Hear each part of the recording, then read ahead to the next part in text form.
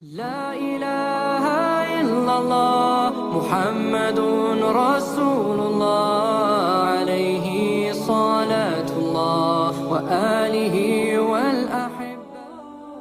Assalamualaikum warahmatullahi wabarakatuh. Pada Perang Badar, Umair bin Wahab termasuk salah seorang pemimpin Quraisy yang menghunus pedangnya untuk melawan Islam.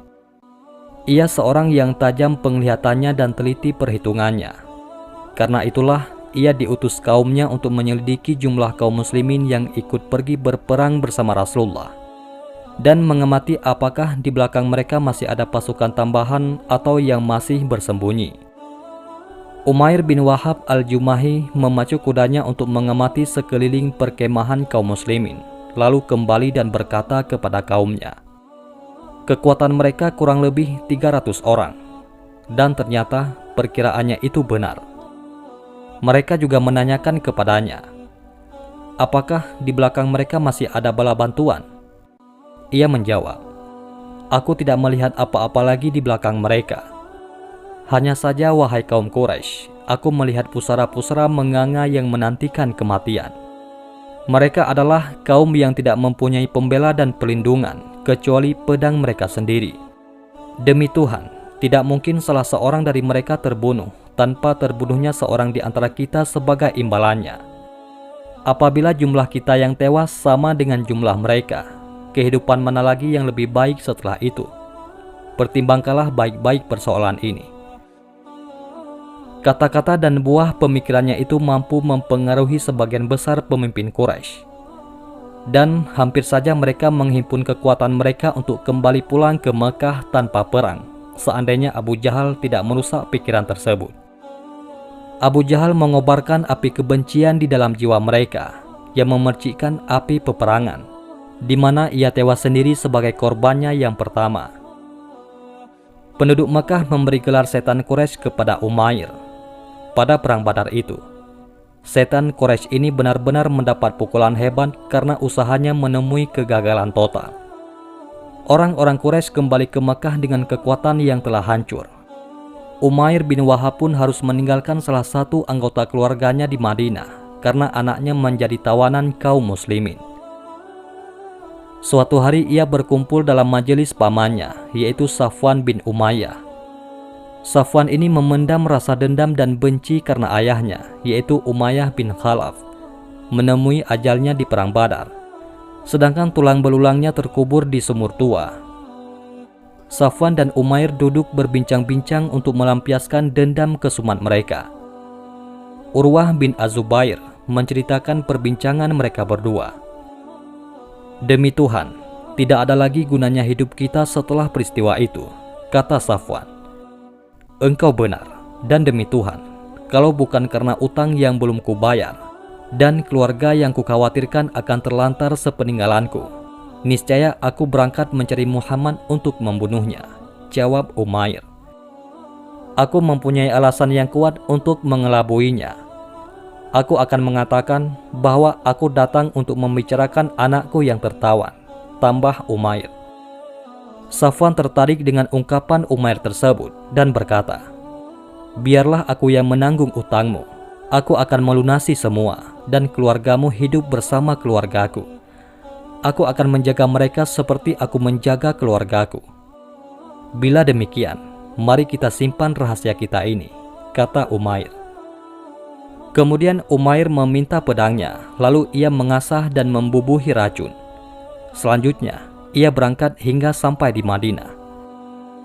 Ketika Umar bin Al-Khattab sedang bercakap-cakap dengan sejumlah kaum muslimin tentang Perang Badar, dan mereka menyebut-nyebut pertolongan Allah kepada mereka, tiba-tiba Sayyidina Umar melihat Umair bin Wahab yang baru saja menabatkan tunggangannya di depan masjid dan siap mempergunakan pedangnya. Sayyidina Umar berkata, itu si Umair bin Wahab, si musuh Allah. Demi Allah, ia pasti datang dengan maksud jahat. Dialah yang telah menghasut orang banyak dan mengarahkan mereka untuk memerangi kita di Perang Badar. Sayyidina Umar lalu masuk menghadap Rasulullah dan berkata, ya Nabi Allah, itu si Umair si musuh Allah. Ia telah datang siap menghunus pedangnya. Rasulullah menjawab, suruhlah ia masuk menghadapku. Lalu Sayyidina Umar membawa masuk Umair menghadap Nabi. Bagai harimau yang kehilangan gigi, Umair sama sekali tidak berkutik ketika tali pedang beracunnya dipegang oleh Sayyidina Umar bin Khattab. Ada ketakutan yang tidak bisa disembunyikan ketika Umair berhadapan dengan Sayyidina Umar. Ia hanya diam, tanpa mengeluarkan sepatah kata pun. Memang, selamanya pahlawan-pahlawan bangsa Quraisy takut kepada Sayyidina Umar. Rasulullah melihatnya, beliau bersabda, "Biarkanlah ia wahai Umar, silahkan wahai Umair." Umair pun mendekat seraya berkata, "Selamat pagi." Ini merupakan ucapan jahiliyah, maka Rasulullah bersabda, "Sesungguhnya Allah telah memuliakan kami dengan ucapan kehormatan yang lebih baik daripada ucapanmu, wahai Umair, yaitu ucapan salam yang merupakan penghormatan bagi ahli surga." Umair berkata, "Demi Tuhan, aku baru mendengar soal itu." Rasulullah mulai bertanya, "Apa maksudmu datang ke sini, wahai Umair?" "Kedatanganku ke sini sehubungan dengan tawanan yang berada di tanganmu," jawab Umair bin Wahab. "Apa maksud pedangmu yang tersandang itu?" tanya baginda Rasul. "Pedang-pedang yang tidak berguna. Menurutmu, apakah ada manfaatnya pedang itu bagi kami?" Umair balik bertanya kepada Rasulullah SAW. "Berkatalah terus terang, wahai Umair, apa maksud kedatanganmu yang sebenarnya?" tanya Rasulullah. "Aku tidak datang selain untuk itu," jawab Umair. "Bukankah engkau telah duduk bersama Safwan bin Umayyah di atas batu? Lalu engkau berbincang-bincang tentang orang-orang Quraisy yang tewas di sumur Badar, dan engkau berkata, 'Kalau bukan karena utang dan keluargaku, niscaya aku akan pergi membunuh Muhammad. Kemudian Safwan akan menjamin akan membayar utangmu dan menanggung keluargamu, asal kamu membunuh aku. Padahal Allah telah menjadi penghalang bagi maksudmu itu,' jelas Rasulullah kepada Umair. Seketika itu juga Umair berteriak, "Aku bersaksi bahwa tiada Tuhan selain Allah, dan aku bersaksi bahwa engkau adalah Rasulullah. Perbincangan itu tidak ada yang menghadirinya selain aku dan Safwan saja. Demi Allah, tidak ada yang memberi kabar kepadamu selain Allah. Puji syukur kepada Allah yang telah menunjukkan aku kepada Islam." Rasulullah pun bersabda kepada sahabat-sahabat beliau, "Ajarilah saudaramu ini tentang agama, bacakanlah Al-Quran kepadanya, dan bebaskanlah tawanannya." Begitulah Umair bin Wahab masuk Islam. Kini orang yang dulunya mendapati julukan setan Quraisy itu telah masuk Islam. Ia telah diliputi oleh cahaya Rasul dan lentera Islam seluruhnya. Hingga tiba-tiba dalam sekejap ia telah berbalik menjadi pembela Islam yang gigih. Umar bin Al-Khattab sampai berkata, "Demi zat yang diriku di tangannya, aku lebih suka melihat babi daripada si Umair pada awal ia muncul di hadapan kami.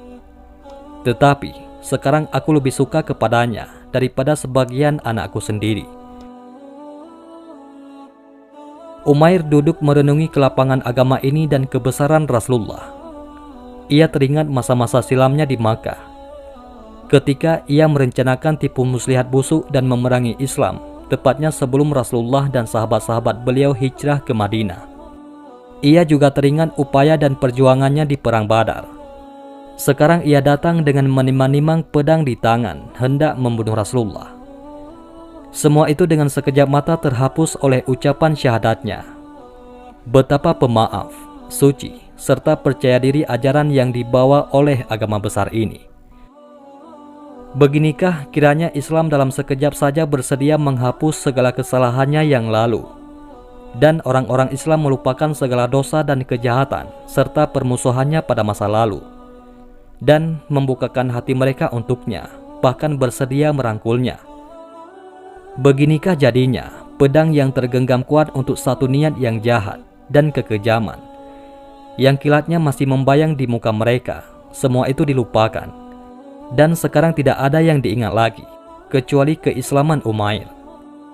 Dan dalam waktu sekejap, ia telah menjadi salah seorang dari kaum muslimin, sahabat Rasul, yang mempunyai hak seperti hak-hak mereka, dan memikul kewajiban dan tanggung jawab seperti mereka pula. Beginikah akhirnya seorang yang hampir dibunuh oleh Umar bin Al-Khattab beberapa saat sebelumnya, sekarang berubah dicintainya melebihi cintanya kepada anaknya sendiri. Kalau satu detik kejujuran yang membawa Umair menyatakan keislamannya itu telah membawa keberuntungan bagi Umair dengan mendapatkan penghargaan, kemuliaan, ganjaran dan penghormatan dari Islam, itu berarti tidak ada penilaian lain bahwa Islam adalah agama yang besar. Tidak berapa lama setelah itu, Umair telah mengetahui kewajibannya terhadap Islam. Ia akan berbakti kepadanya, seimbang dengan usahanya memeranginya pada masa lampau. Ia akan mengajak orang kepada Islam, setaraf dengan ajakannya memusuhinya di masa silam. Ia akan memperlihatkan kepada Allah dan Rasul-Nya kejujuran, perjuangan, dan ketaatan yang dicintai Allah dan Rasul-Nya. Itu ia buktikan dengan datang menghadap Rasulullah sembari berkata, "Wahai Rasulullah, dahulu aku berusaha memadamkan cahaya Allah. Sangat jahat terhadap orang yang memeluk agama Allah. Sekarang aku ingin agar engkau mengizinkan aku pergi ke Makkah. Aku akan menyeru mereka kepada Allah dan kepada Rasul-Nya, serta kepada Islam. Semoga mereka diberi hidayah olehnya. Bila menolak, aku akan menyakiti mereka karena agama mereka, sebagaimana aku dulu menyakiti sahabat-sahabatmu karena agama yang diikuti oleh mereka."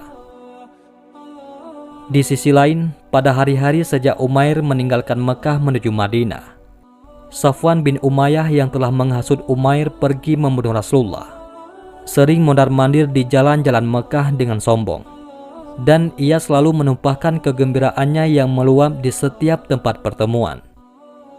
Setiap ia ditanyai oleh orang-orang dan keluarganya apa sebenarnya di balik kegembiraannya itu, padahal tulang belulang ayahnya masih terjemur di panas terik matahari padang Badar, ia justru menepukkan kedua telapak tangannya dengan bangga sambil berkata kepada orang-orang itu, "Bergembiralah kalian, karena sebentar lagi akan ada satu kejadian yang akan datang beritanya, yang akan menghapus malu kita di perang Badar." Setiap pagi, ia keluar ke dataran tinggi di pinggiran Makkah untuk menanyakan kepada setiap kafilah dan para pengendara bila ada peristiwa penting yang terjadi di Madinah. Namun, jawaban mereka tidak ada yang menyenangkan atau membuat hatinya bangga, karena tidak ada seorang pun yang mendengar atau melihat suatu kejadian penting di Madinah. Namun, Safwan tidak berputus asa. Bahkan ia tetap sabar menanyai rombongan demi rombongan. Akhirnya, ia mendapati jawaban dari salah satu rombongan dan Safwan bertanya kepada mereka, "Bukankah telah terjadi sesuatu di Madinah?" Mereka menjawab, "Benar, telah terjadi kejadian besar." Wajah Safwan berseri-seri, hatinya benar-benar diliputi oleh kegembiraan dan kebahagiaan. Ia kembali menanyai orang itu dengan bergegas karena dorongan ingin tahu, "Apa sebenarnya yang terjadi? Tolong ceritakan kepadaku." Orang itu menjawab, "Umair bin Wahab telah memeluk Islam. Ia di sana sedang memperdalam ilmu agama dan mempelajari Al-Quran." Bumi ini terasa berguncang bagi Safwan. Peristiwa yang diharap-harapkannya akan dapat mengembirakan kaumnya dan selalu dinantinya untuk melupakan kejadian perang Badar. Tiba-tiba saja berita yang datang kepadanya justru bagai petir yang menyambar dirinya. Suatu hari, sampailah seorang musafir di kampung halamannya, yaitu Umair telah kembali ke Makkah dengan membawa pedangnya dan siap untuk bertempur. Orang pertama yang menjumpainya ialah Safwan bin Umayyah. Saat Safwan melihatnya, Safwan bermaksud hendak menyerang. Namun, melihat pedang yang siaga di tangan Umair, Safwan mengurungkan maksudnya dan hanya puas dengan melontarkan caci maki kepadanya, kemudian membiarkannya berlalu. Sekarang, Umair bin Wahab masuk ke Mekah sebagai seorang muslim, sedangkan waktu meninggalkannya, ia adalah seorang musyrik. Ia memasuki Mekah dan dalam ingatannya terbayang sikap Umar bin Al-Khattab ketika masuk Islam, yang setelah menyatakan masuk Islam langsung berteriak, "Demi Allah, Aku tidak akan membiarkan satu tempat pun yang pernah diduduki dengan kekafiran, melainkan akan kududuki lagi dengan keimanan. Seolah-olah Umair menjadikan ungkapan itu sebagai semboyan dan pendirian Sayyidina Umar tersebut sebagai teladan. Ia telah bertekad bulat hendak menyerahkan hidupnya untuk berbakti kepada Islam yang sekian lama diperanginya. Dan ia mempunyai kemampuan dan kesempatan untuk membalas setiap kejahatan yang hendak ditimpakan kepadanya. Demikianlah, ia mengganti dan mengimbangi apa saja yang telah luput pada masa silamnya, berpacu dengan waktu mengejar tujuannya. Ia berdakwah menyebarkan agama Islam, baik siang maupun malam, secara terang-terangan dan terbuka. Keimanan yang telah terhujam di hatinya telah melahirkan rasa tenteram, petunjuk dan cahaya. Dari lidah dan ucapannya keluar kalimat dan kata-kata yang benar, yang digunakannya untuk menyeru orang kepada keadilan, kebaikan dan kebajikan. Di tangan kanannya tergenggam teguh pedangnya yang akan mengencurkan hati setiap penghalang jalan menuju kebaikan, yakni mereka yang selalu mengganggu orang-orang beriman dan hendak membawa mereka ke jalan yang sesat. Dalam beberapa pekan saja, orang-orang yang dapat petunjuk masuk Islam melalui perantara usaha Umair bin Wahab melebihi perkiraan yang melintas dalam angan-angan Umair. Umair pergi membawa mereka dalam satu barisan yang panjang untuk berhijrah ke Madinah secara terang-terangan. Padang pasir yang mereka lalui dalam perjalanan itu seolah-olah tidak dapat menyembunyikan kekaguman dan keheranan terhadap pria yang belum lama ini melintasinya dengan pedang terhunus, menggerakkan setiap langkahnya ke Madinah untuk membunuh Rasulullah. Kemudian lelaki itu pula yang melintasinya sekali lagi dari Madinah menuju Makkah, tetapi wajahnya berlainan dengan wajah semula ketika ia pergi, karena sekarang ia membaca Al-Quran dari atas punggung untanya yang ikut gembira. Dan kini ia juga mengarungi padang pasir yang sama untuk kali ketiga, dengan mengempalai iring-iringan panjang dari orang-orang yang beriman, yang suara tahlil dan takbir mereka bergema memenuhi angkasa. Ini benar-benar merupakan berita besar, berita tentang setan Quraisy yang dengan hidayah Allah telah mengubahnya menjadi seorang pembela berani mati di antara pembela-pembela Islam lainnya. Umair yang selalu siaga di samping Rasulullah pada setiap peperangan, setia dan berbakti kepada agama Allah itu tetap teguh dan tidak berubah setelah Rasulullah wafat. Pada hari pembebasan Makkah, Umair tidak ingin melupakan sahabat karibnya, yaitu Safwan bin Umayyah. Ia pergi untuk menyampaikan kepadanya kebaikan Islam dan mengajaknya untuk memeluknya. Setelah ternyata tidak ada lagi kesangsian terhadap kebenaran Rasul dan apa yang dibawanya, tetapi Safwan telah bersiap-siap dengan kendaraannya menuju Jeddah untuk berlayar ke Yaman. Umair merasa kasihan melihat sikap Safwan, maka bertekad dengan menyelamatkan sahabatnya itu dari jalan kesesatan dengan jalan apapun. Ia pun bergegas pergi menjumpai Rasulullah, lalu berkata, "Wahai Nabi Allah, sesungguhnya Safwan adalah pemimpin kaumnya. Ia hendak pergi melarikan diri mengarungi lautan karena takut kepada engkau. Berilah jaminan keamanan, semoga Allah melimpahkan karunia-Nya kepadamu." Baginda Nabi menjawab, "Dia aman." Umair berkata, "Ya Rasulullah, berilah aku suatu tanda sebagai bukti keamanan darimu." Rasulullah pun memberikan sorban yang dipakainya sewaktu memasuki Makkah. Urwah bin Az-Zubair menceritakan, Umair pergi dengan sorban itu dan berhasil mendapatkan Safwan yang ketika itu sudah hendak berlayar. Ia berteriak kepadanya, "Ayah dan ibuku menjadi jaminan bagimu. Ingatlah kepada Allah, janganlah engkau berputus asa. Inilah tanda keamanan dari Rasulullah yang sengaja aku bawa untukmu." Safwan menjawab, "Celaka engkau, enyalah dariku dan jangan berbicara kepadaku." Umair berkata, "Benar Safwan, jaminanmu adalah ayah dan ibuku. Sesungguhnya Rasulullah itu adalah manusia yang paling utama, paling banyak kebajikannya, paling penyantun dan paling baik. Kemuliaannya adalah kemuliaanmu dan kehormatannya adalah kehormatanmu. Aku khawatir terhadap keselamatan diriku, kata Safwan menyahut. Beliau orang yang paling penyantun dan paling mulia, lebih dari apa yang engkau duga, kata Umair. Akhirnya Safwan bersedia ikut kembali. Mereka berdua berdiri di hadapan Rasulullah. Lalu Safwan berkata, orang ini mengatakan bahwa engkau telah memberiku jaminan keamanan. Benar, jawab Rasulullah. Berilah aku kesempatan memilih selama 2 bulan, kata Safwan bin Umayyah. Engkau diberi kebebasan memilih selama 4 bulan, jawab baginda Rasulullah SAW.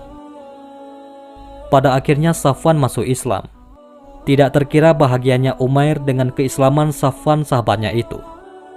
Umair bin Wahab melanjutkan perjalanan hidupnya yang penuh berkah menuju Allah, mengikuti jejak Rasul yang diutus Allah kepada umat manusia untuk melepaskan mereka dari kesesatan dan mengeluarkan mereka dari kegelapan dan menuju cahaya yang terang benderang. Itulah kisah Islamnya Umair bin Wahab. Wallahu a'lam bishawab. Mudah-mudahan ini semua bermanfaat. Assalamualaikum warahmatullahi wabarakatuh.